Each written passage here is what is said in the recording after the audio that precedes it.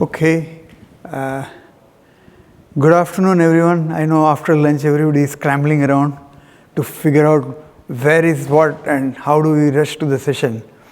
With that, we do expect that people will come.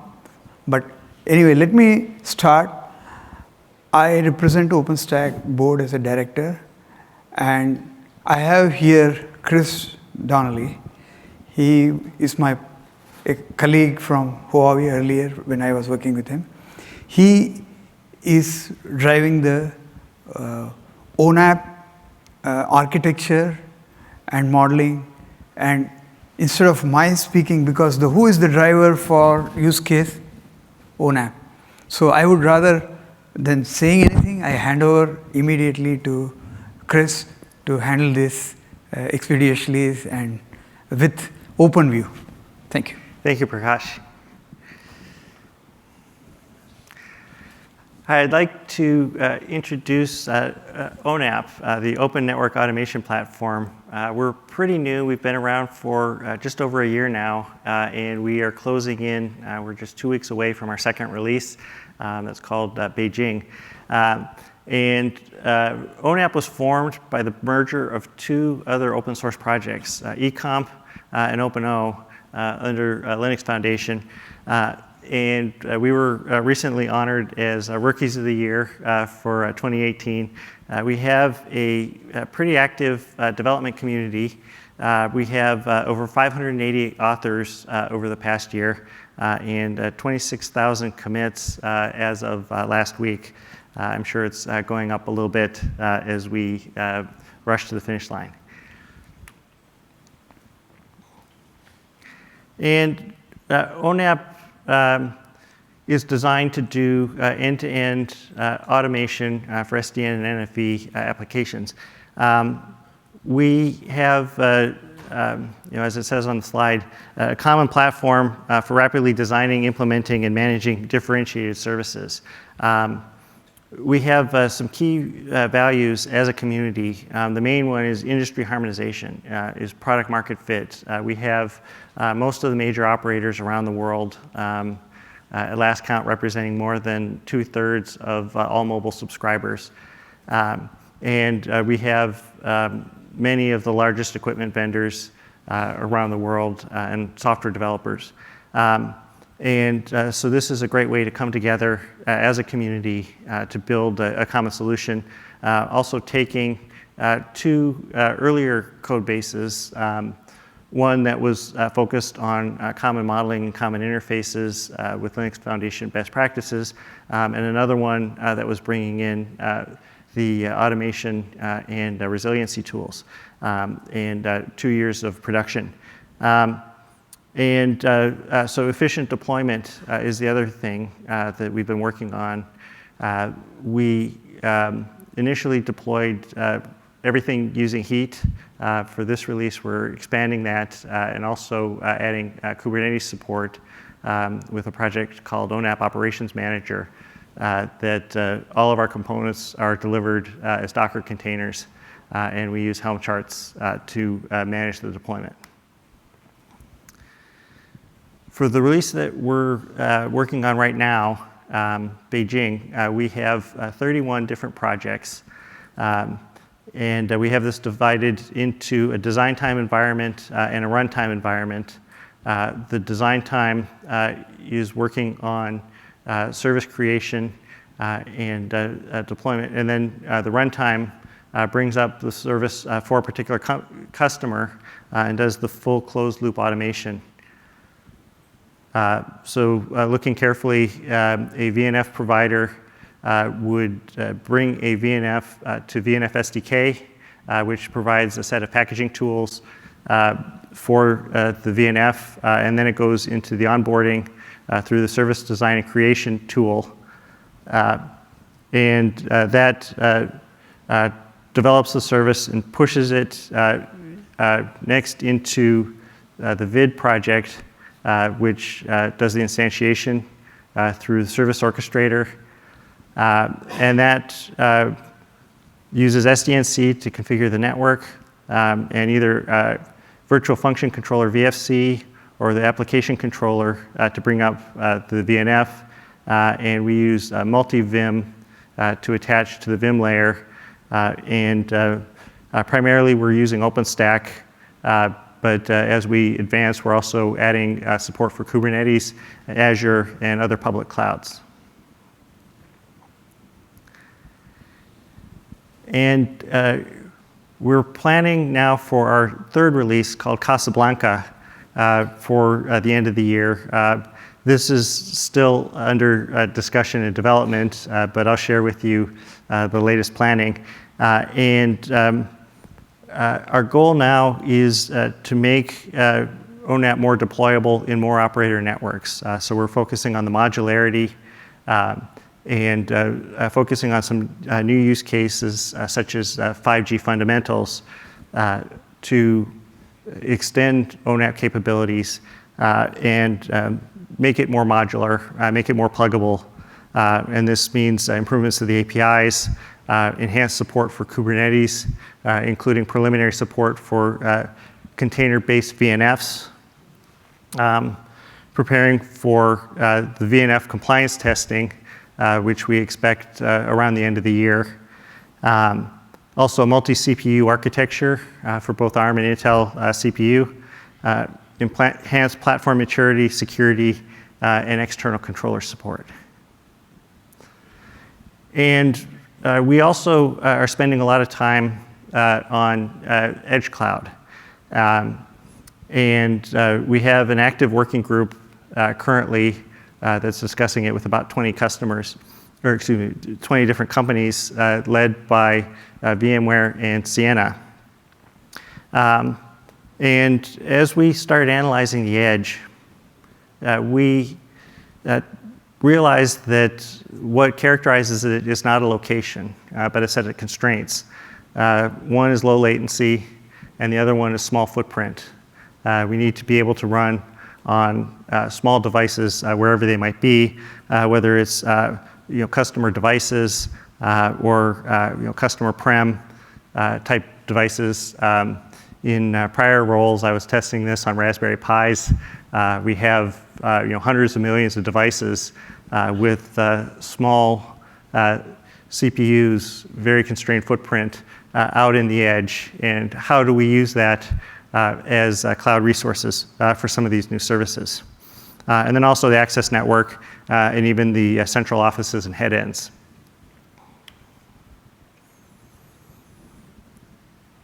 And within ONAP, we see the need for hierarchical orchestration and hierarchical support from the central and edge architecture. So up to this point, we've been focusing on the centralized deployment, the large-scale ONAP to manage the core of the network. And what we're talking about as we go into the Casablanca planning is edge-based ONAP, which might be a little bit smaller based on the new footprints, and then hierarchical orchestration connecting into that. As well, we need to work on federation with other operators as we do combined services. And one of the projects within ONAP is called Multi-Vim and Multi-Cloud. That's bringing in the Vim and cloud support. Within this project, we do have support for OpenStack as well as Kubernetes. And we think that that will be important in an operator provided cloud. And we also see the need to connect to third-party clouds, whether it's a full public cloud or just a partnership arrangement with another operator. And so we do need the connectivity services into that. So in our planning for the Casablanca release, we have two priorities.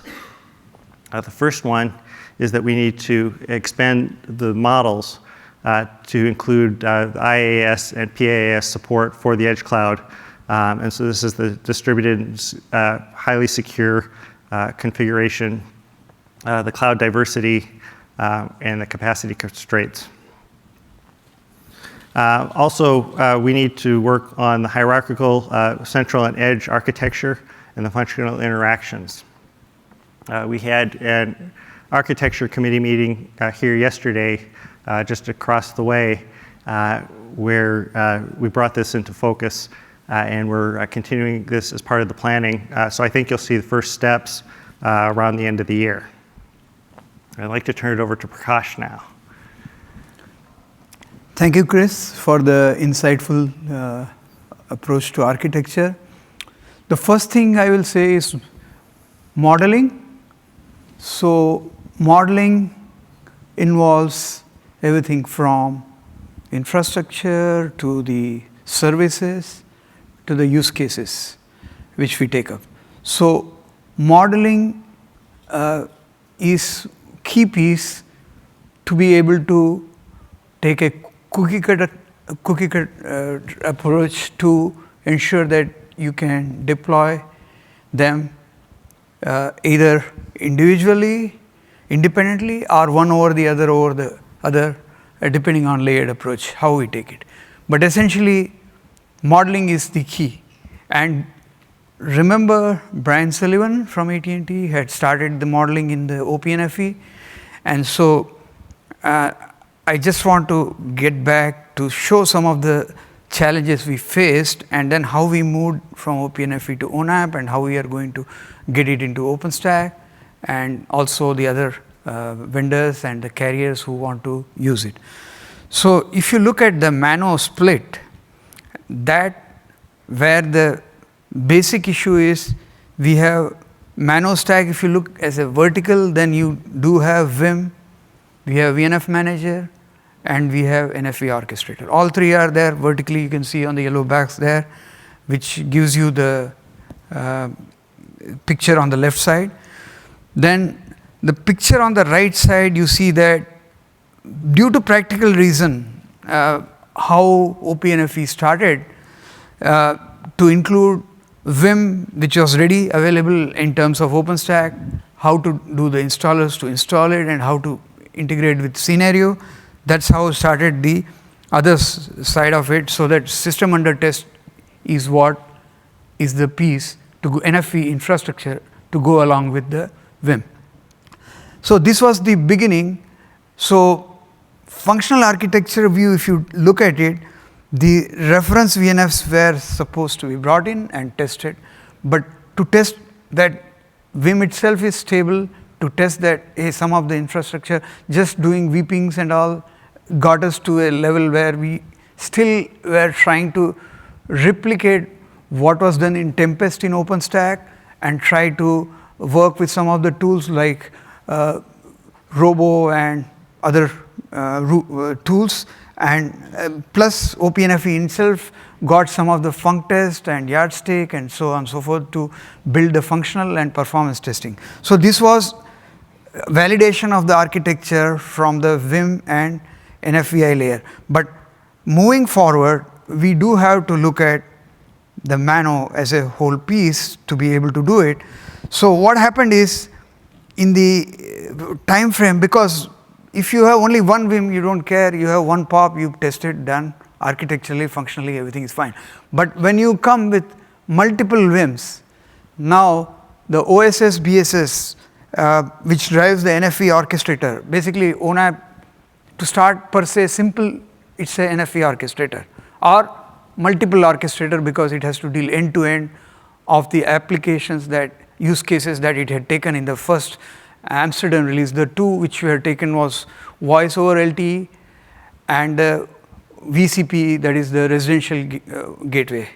So these two were the use case, and Amsterdam started it with the help of whatever is there in OpenStack using Heat. In the second, obviously, it said we need to consolidate it. So what happened in the Beijing is we still are in the consolidation phase in ONAP terms. So once the reliability and the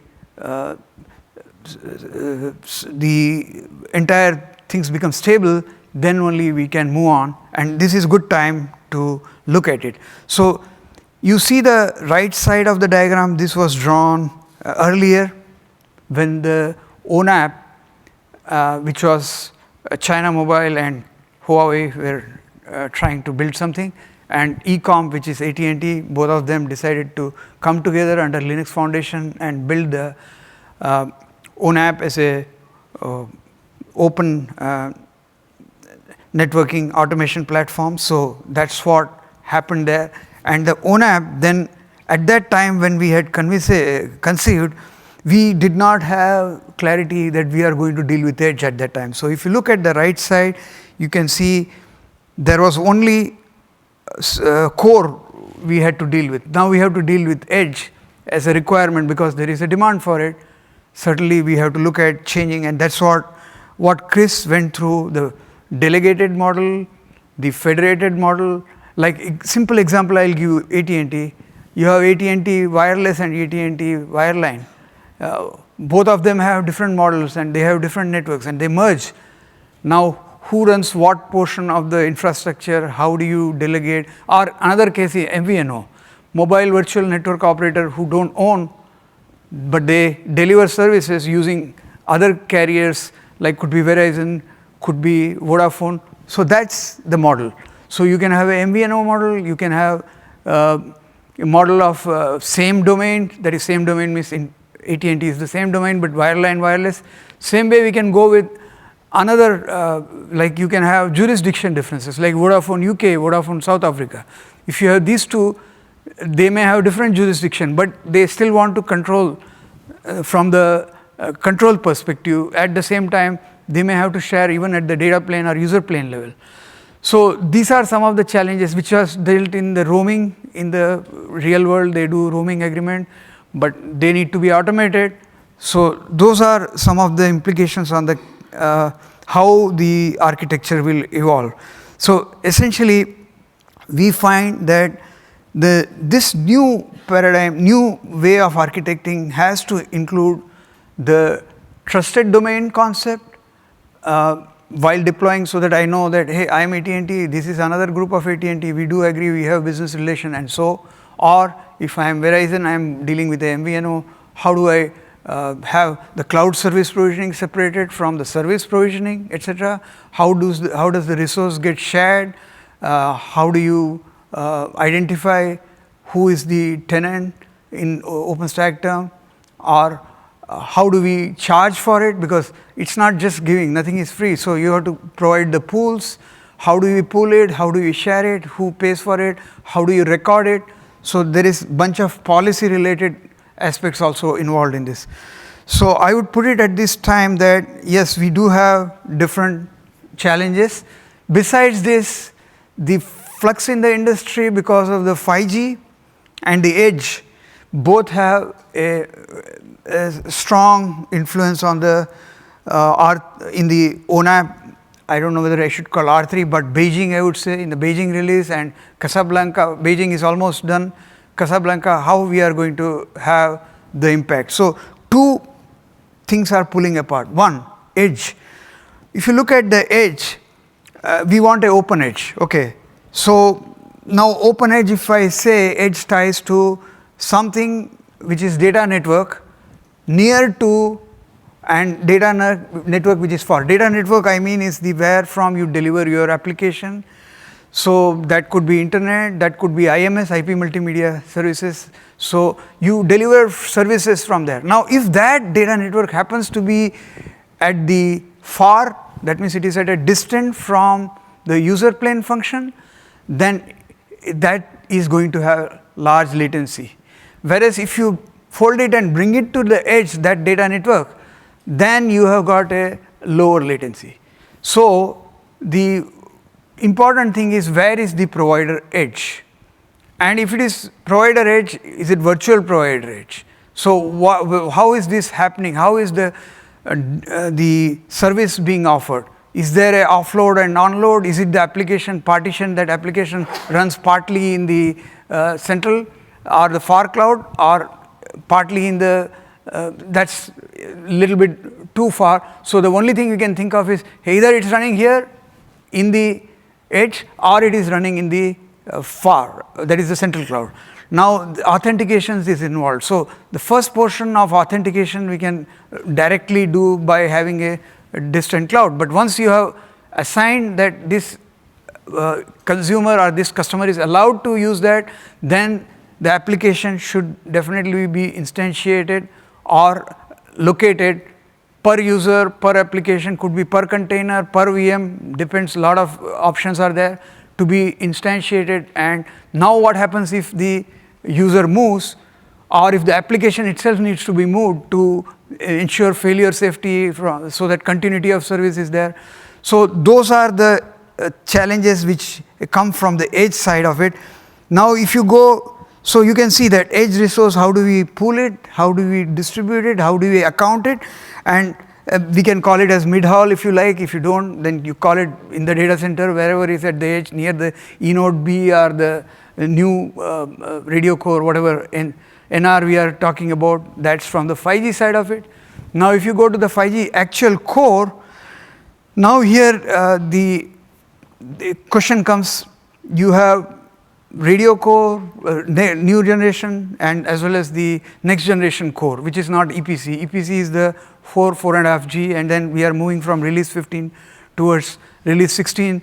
So there is a flux on both. So if you remember, if I go back to when we moved from 3G to 4G, UMTS to LTE, part of the time we said that, okay, let's continue with 3G as the primary HLR registers being the registers to manage the subscriber, and later on we moved on to 4G, which is LTE as the primary.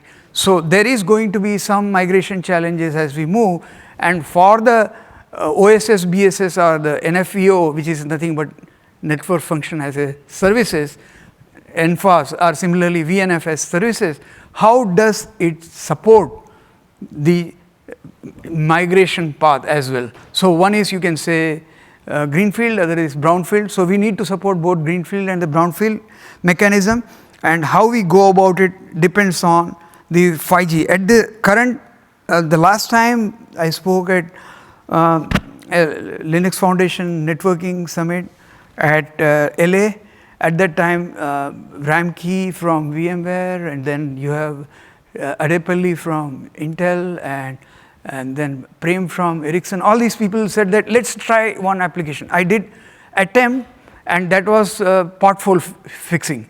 Now when we ran into it at that time, I didn't realize that in the ONAP, when they already have put release 15 functions. So what happens when an application function requires resources, they say it asks ONAP. Okay, it asks ONAP. ONAP does what? Then they mapped it. I was thinking they were talking of MEC, but they went into 5G release 15 and then say, okay, application function now asks, and the ONAP will provide you with where to locate it, what is the positioning, and then the flow was little confusing to me, and I recollect going back and thinking, why we were talking about multi-access agent, we are here into release 15.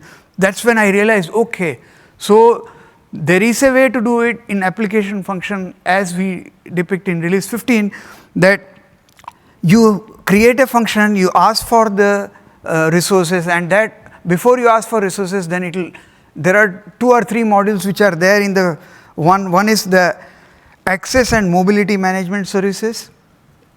That is one. The other is session management, and third is user plane function. These 3 coordinate with application function. There is one more function, I forget, that is NEV or something, or external exposure of the API. So that is the module which they connect to, and from that it comes down to the access and session management, access and mobility management, and depending on the mobility aspects of which region or where you are located and what is your permission level, and then it passes on to the session management, where session is getting created, and that uses the user plane function. So there is a whole bunch of flow which needs to be mapped if we are using release 15. That's a little bit different from what is the use case for the edge. So there is some commonality, but there are some distinction between the 2 way of doing it, and I hope we will be able to get that clarity as federation and domain centric. So I have definitely. I was working yesterday with Chris in the ONAP meeting, and we want to make sure that we map out the hierarchical mapping of the domain as well as the delegation model properly. If that happens, then we should be able to definitely use the both the 5G way of doing it as well as the MEC way of doing it. And remember, Chris said that if we have what you call some kind of low footprint device or a system to be able to do services at the compute at the edge, that's what he meant, and he did this for Cable Labs, I think, and that's where he has insight into it, and we want to leverage on it, what they have done using the Raspberry Pi. If that is going to help us, most welcome. We would be interested in figuring out how to do it, because at this time you find that there are many models, but to put it this way, this is one of the application we took up yesterday in the presentation by Professor Gokhale and me to figure out how do we handle the connected vehicle application. Now, connected vehicle application is a very good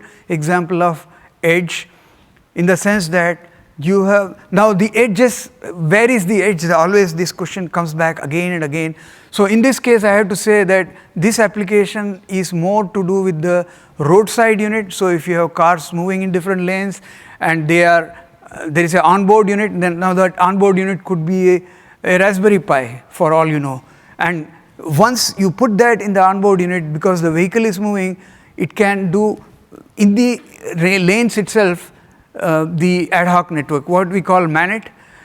MANET is mobile ad hoc networking, and VNet is the equivalent of for the vehicular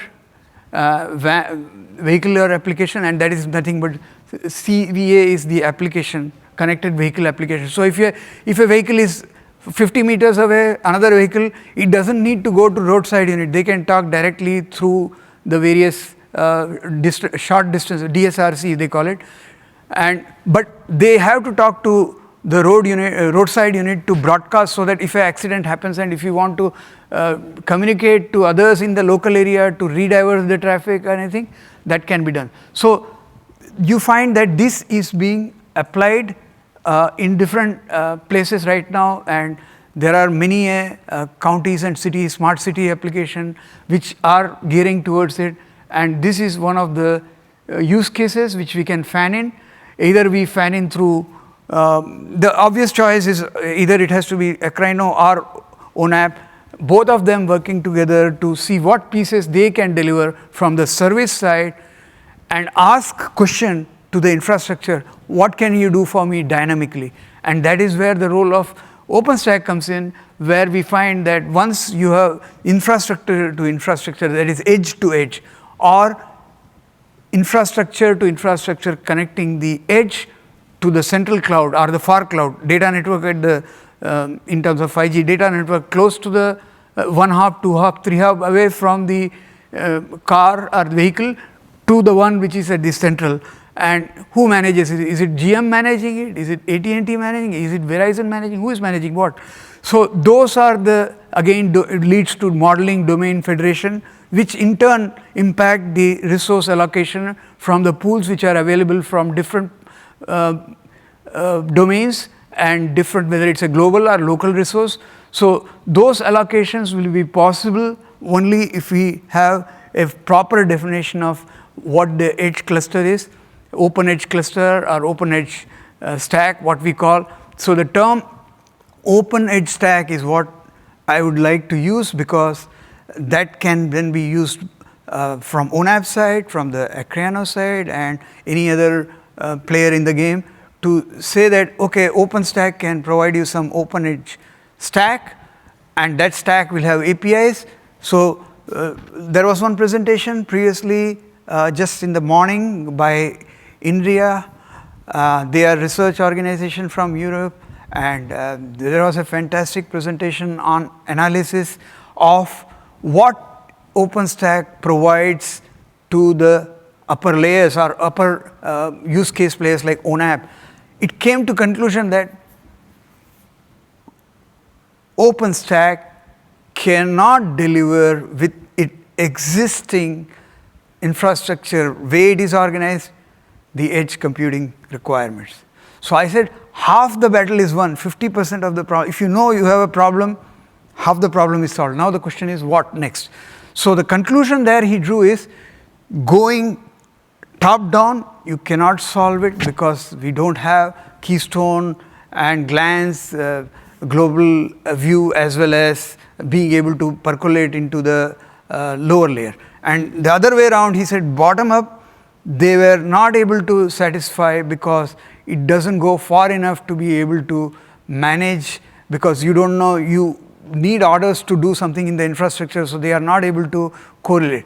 So the conclusion was very, very simple. Simple thing is, go middle up and middle down. Middle up, that is from middle you look at, hey ONAP, what do you want? Hey Akrino, what do you want? And to top it further, what use case are you bringing in? And how does it flow in? And if that is available to OpenStack, OpenStack then can say, hey infrastructure folks, I want this, I want this, I want this. So that's the way it should be. And I think we are going to drive blueprints that way. Our bird of feather we had in the morning, and I can see Beth behind, and thank you. We look forward to what you did and carry that forward in the evening session at 4:40 to 5:20. I don't recollect the room number, but it is there, and where we want to go from, hey, from this conclusion, how do we go to the blueprint? Now, easy to say, blueprint is not so easy, it is difficult, but we have to attempt in writing the blueprint, because what is small and medium?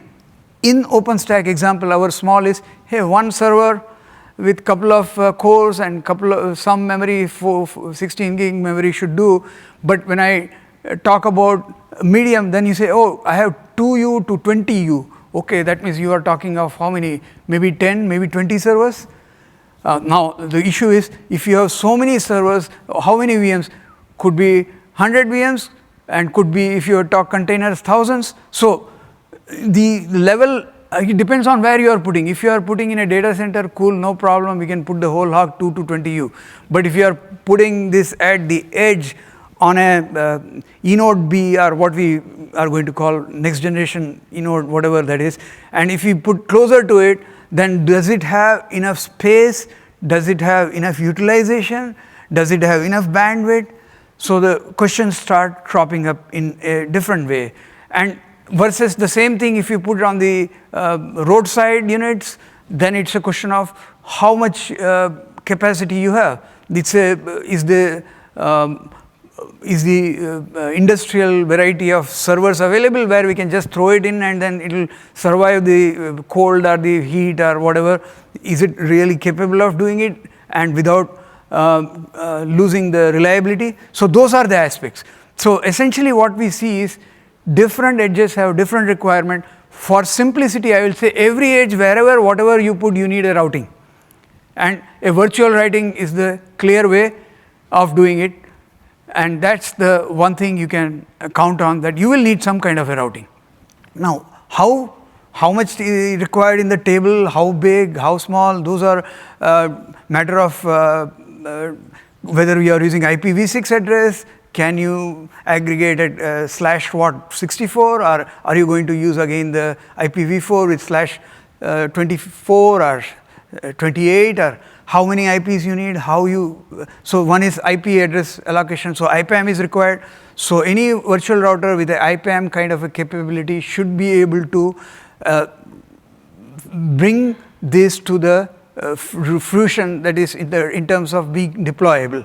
So that's the key, and I just have seen this for connected vehicle application yesterday, and we can go through, if you get chance, just go through what the researchers or the professors think, and obviously what comes from research has to be deployed in an industrial way, and we will see how we go about it. But this is a use case which, even though it is an application space on connected vehicle safety can save billions of dollars, And US alone, we can see $500 billion saving if we are able to do something like it. There are reasons for it. It could be logistic, it could be leave because the congestion occurs. If you have a long weekend, you have a congestion. All those factors counted, we can say that we can save $500 billion. And that really brings that we do have the budget, and this budget will come through smart cities, through the Fed, through the state.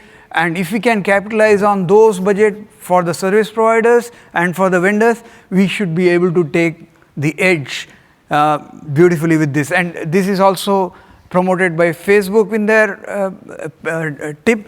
And I can see Andre there, he's from the tip. And we do have association. So we see a lot of opportunity for us to leverage the business and where money is there. And you follow the money, you have a use case, you drive it into the OpenStack and drive it into ONAP and Acreano, we are done. That's what I see. So I will leave that last that, of course, there are specification. I have seen specification coming out of NXP, which is another vendor in the space. They deal with ARM. So it's not that we cannot do with different processors. We do have support for ARM, we do have support for x86. Everybody have their place. So there is business here to make money for everyone and capitalize on it. Not getting into detail of this, but I just say that we do have application is the key. So what the use case for the connected vehicle application for safety, they call it as AU. In 3GPP, we call it as AF.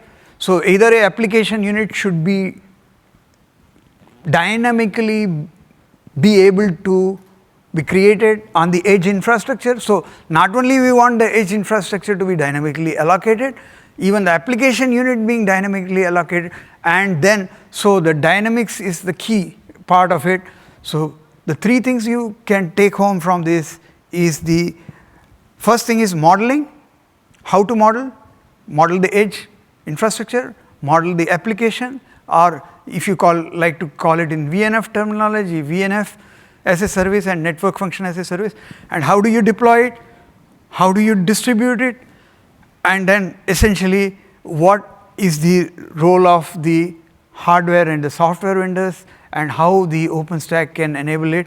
And OpenStack is open to everyone, and that's why we would want to call it Open Edge Stack, because it is at the edge, it is open, and it's a stack which we can deploy. It could be a small footprint, it could be a large footprint, and if that can support the ONAP in leveraging it, and that's where middleware APIs come in, or the platform APIs, which AT&T is promoting. And I think we look forward to all the players in the industry to help us the various things. For the components, OpenStack components, we will have discussion at 4:40 to 5:20, I think. Yeah, 4:40, that's a 40 minutes discussion on blueprint. I will try address that at that time. Here I don't think we have a lot of time. I think at this time, I will just simply say that there are few, this is dynamic and moving so fast, to keep pace is hard, but only thing I can say is that here is the red side, what you see, the NFV orchestrator is one of the pieces, ONAP, OpenBaton is another MANO stack, and they were able to demonstrate for 5G, as you know. There was one more session previously. OSM, of course, I cannot forget, we have a Zun, which provides containerized workload support. So that's one thing we can look at what is available. And then we do have for networking, because nothing moves without networking. All things will come to a grind if we don't have a proper networking. So we do have ODL, we have ONOS, we have DNAS, which I forgot to mention. That is another one which was Viata router previously being bundled by AT&T. That is another piece. And so Tungsten, which is nothing but the open contrail. So there are mechanisms, plus there is Calico, Flaxco, there are many in the CN, that is container native interfaces. So we have to deal with all this networking, and we have to bring, and Obviously, Kata is another VM approach, but then there is an alternative approach which is Red Hat. Why can't you put VMs into containers? Why containers need to be put in? So the debates are there, but all challenging. We need to have pros and cons and identify. We are not there yet, but we look forward to all the people. And I think at this time, I will say that we are not there. But at least the journey starts here, because 50% of the problem is we don't have the solution that we know. Now we are trying to architect, and I hope that we will have good support from Chris, ONAP team, and also from Macrino. I don't think Kandan Kadrivelis I am not seeing here, but we look forward to all the support, and OpenStack will give you all the support you need. It doesn't have to be our own module. It can be any module as long as it fulfills the requirement of basic requirement which the vendors and the service providers can exploit. That's our goal. So with that, I think I will end my session here. And if you have any questions, please ask Chris and me. We are here to answer your questions. Thank you very much.